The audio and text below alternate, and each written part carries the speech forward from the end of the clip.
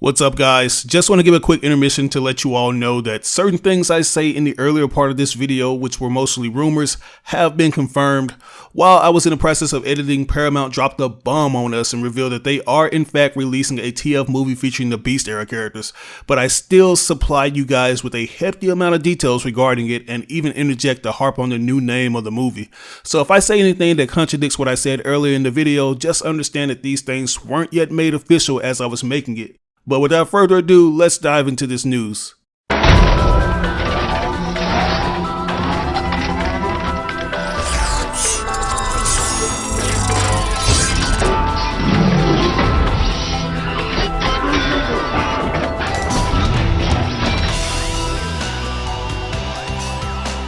What's going on, guys? RBG here, bringing you more Transformers news. Just want to give a quick thank you to everyone who's kept their eyes glued to the channel for all the TF film updates, or any TF content for that matter.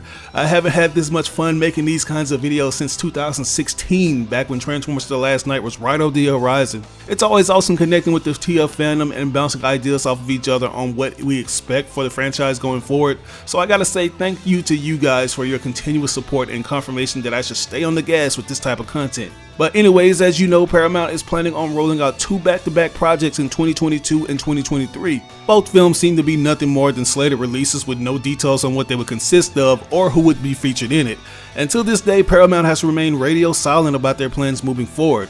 But thankfully, there have been more than a few reputable sources such as Deadline when we've been able to see what they've been hiding behind the curtains, one of which includes the names of each project. It seems like there's been this ongoing theory on what the movie will be called and what continuity it will take place in, and many of you have stressed that you don't like when I call this upcoming film quote-unquote Transformers 7 because it confuses you. Understandably so, the Bay films were essentially the only ones associated with a number, and at the time they were the first of their kind. Even though each movie didn't have a number at the end of their title, you'd occasionally see promotions with something like TF3 before the official name was revealed, and you can even spot the executive producer Lorenzo DeBonaventura wearing a hat with the entry number on it. So I get why you guys are confused. Even though Paramount has produced 6 live-action Transformers movies, people don't really consider Bumblebee to be Transformers 6. The Last Night ended on the biggest cliffhanger, and until Michael Bay comes back to complete that particular story arc, TF6 is pretty much non-existent in their minds. And I hate to be the one to inform you guys who think that way, but I don't think we'll be getting your desired versions of TF6 or Rise of Unicron anytime soon. According to reports, the next installment is said to take the live-action TF franchise in an entirely new direction. Anthony Ramos, who will be playing the new human protagonist, mentioned in an interview that the franchise has been transformed. Nothing of the film's plot is known for now, and still fans expect it to follow the stylistic and tonal changes that Bumblebee implemented in the franchise. Ramos didn't share much in way of details, but he did say fans can expect something different from the new film, which Stephen Campbell Jr. directs. He said, and I quote, "It was Shia LaBeouf, Mark Wahlberg, and Haley Steinfeld, and now me. It's different. Dominique Fishback. It's very different. The Transformers has transformed." He continues on saying, and I quote, "Stephen Campbell Jr. is a visionary, and I cannot wait for people to see this man flex and really show everybody the fullness of his glory. We got some things cooking up for y'all don't even know." Now, I'd like to believe that Anthony Ramos is talking about the storytelling when he says the film is quote-unquote very different. The typical humans and explosions formula has pretty much run its course with the franchise, and the fans just want to see something more focused on the characters these films are based on. But considering the fact that he mentioned the leading protagonists of the previous installments who are all white, he's more than likely referring to the movie having more diversity, because he is in fact of Puerto Rican descent and his female co-lead is African American. And I gotta be honest with you guys, I don't really know how that's gonna contribute anything to the overall film itself. I mean, yeah, it's dope having people of color be at the forefront instead of side characters for a change, but at the end of the day, we want to see the human components actually contribute something without seeming like they're wearing their welcome out and overshadowing the Autobots. The Michael Bay films, along with Bumblebee, already featured a pretty diverse cast of characters, and even though the Transformers are essentially metallic beings, they still managed to evoke diversity in the way they talked. When we saw Drift's design aesthetic and heard him speak, we knew that he was the Japanese bot. And when Jazz stepped on the scene with all his swag, casual fans instantly knew that he was the brother of the group. And that's been a formula that's helped the characters and to a lesser extent hurt the characters. I mean, do I have to remind you guys what they did to our boy Hot Rod? At what? Hot Rod! As red? Hot Rod!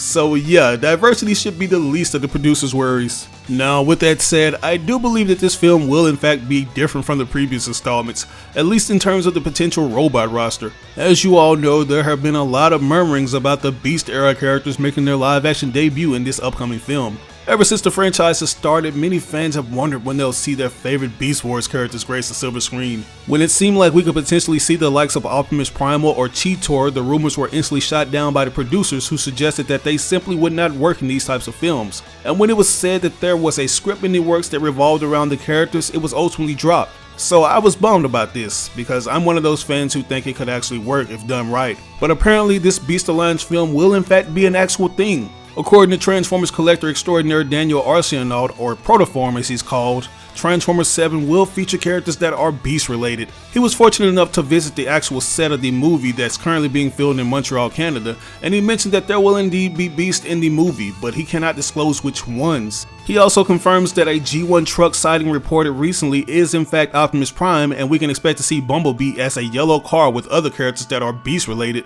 but he simply could not disclose which ones they were. He said that there are Beasts in this movie and you'll be happy. So there you have it, folks. This film will indeed have its inevitable inclusion of Optimus Primal and gang in it. As I'm recording this video, it's officially been announced from the Transformers Twitter handle and will go under the name Transformers Rise of the Beast. The tweet says, and I quote, "The battle on Earth is no longer just between Autobots and Decepticons. Maximals, Predacons, Terracons join Transformers Rise of the Beast in theaters June 24, 2022. But man, it's so crazy that this thing is happening. Not only are we going to see the likes of the Maximals, we're also going to see their rivals, the Predacons, and even the Terracons, who've essentially been around since G1. Like, I expected Paramount to include the bases, but I didn't expect them to go this big. And mind you, this film is said to have a $200 million budget, which is a return to true form for the franchise. It just feels good to hear it come straight from the horse's mouth. As a 90s kid, I know that G1ers and the more modern fans won't be pleased about this, since Beast Wars didn't age well in terms of its visual presentation, but I do believe that the characters can hold up well if the producers stay true to their story. These are some of the most well-written Transformers who've essentially added a lot to the TF mythos.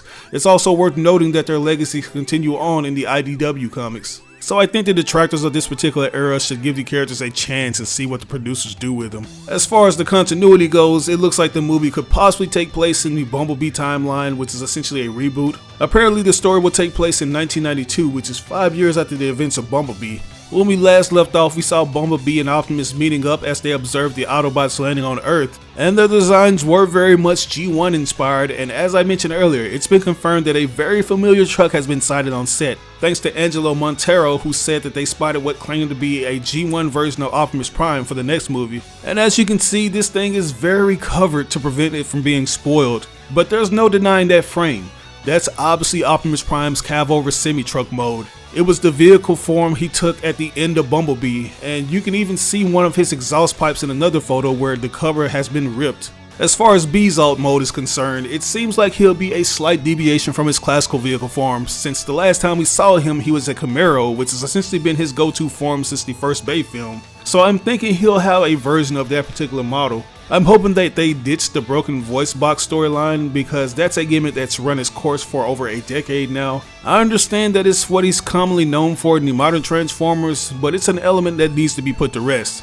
But anyways, that's all I have for you guys. I'm really excited about the Beast era characters finally making their debut in the live action Transformers filmverse, and I can't wait to see what direction the production goes in terms of the overall designs for these characters. Be on the lookout for my Robot Cast wish list, where I name off some of the characters I hope will make it in.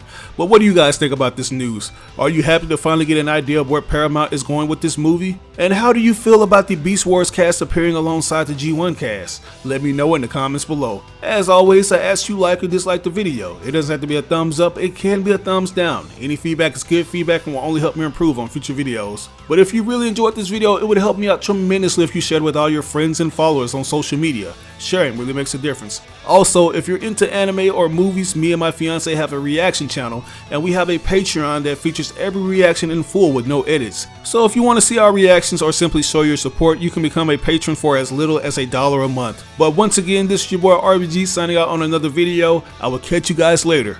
Peace out. As a successful YouTube user, I often get questions asking what I use to get my videos tons of views. And the answer to that is TubeBuddy. This thing has helped me take my channel to the next level in ways I never imagined. It's a browser extension that helps new and experienced YouTubers grow fast and optimize their channels. I've been using this extension for years and it's constantly getting updated with new features, like the SEO tool that helps me come up with the perfect title, description, and tags to get more people to click on my videos. It even provides you with analytics beside your videos to see how much traffic your video is generating from various social media sites. The extension is absolutely free, but as a special offer, we're giving a 50% discount for channels that have less than 1,000 subscribers that purchase the Pro upgrade. All you have to do is enter in the code RisingStarBuddy. So if you're interested in starting a YouTube channel or taking your content to the next level, download the extension now. You can do so by clicking on this link that'll be provided in the description of this video.